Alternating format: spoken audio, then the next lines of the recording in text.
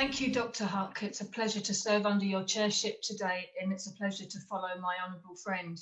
My thanks to the Honourable Member for Crawley for leading this important debate, and also to my right honourable friend, the Member for Hayes and Harlington, for his work in this area. There's no doubt that the coronavirus pandemic has had a severe impact on the aviation sector.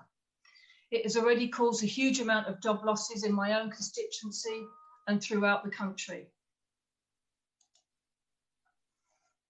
My apologies. To add insult to injury, we've seen bad employers in the sector resorting to outrageous fire and rehire practices, essentially using a pandemic to disgracefully diminish the terms and conditions of their hard-working staff during the most stressful of times.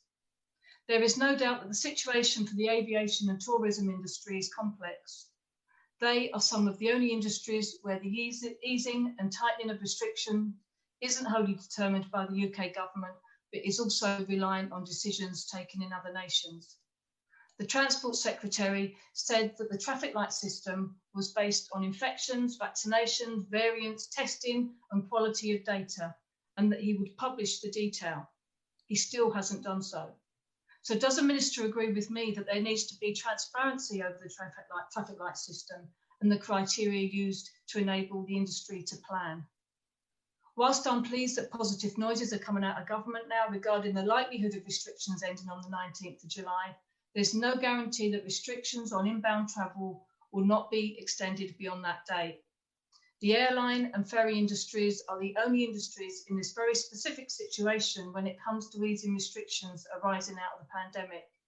I commend the industry for their flexibility during this crisis, but these ongoing complexities and uncertainties mean that there must be a tailored support package. The industry cannot survive much longer with frequent and unplanned stops and starts.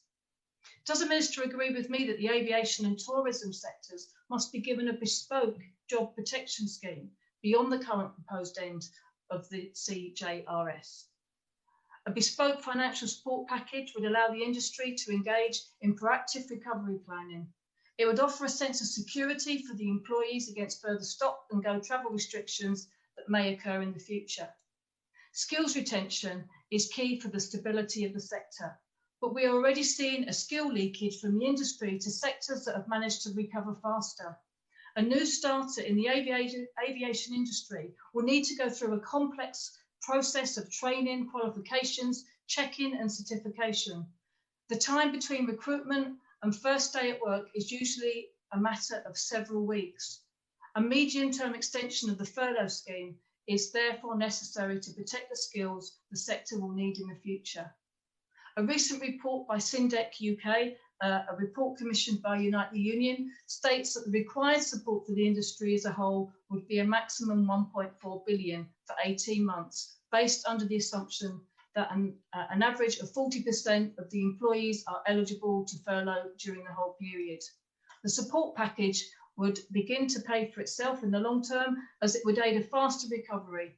And in addition, you can easily measure the recovery by looking at passenger numbers. This means that the duration of support could be tied into the return of demand and therefore fall away when the industry recovers.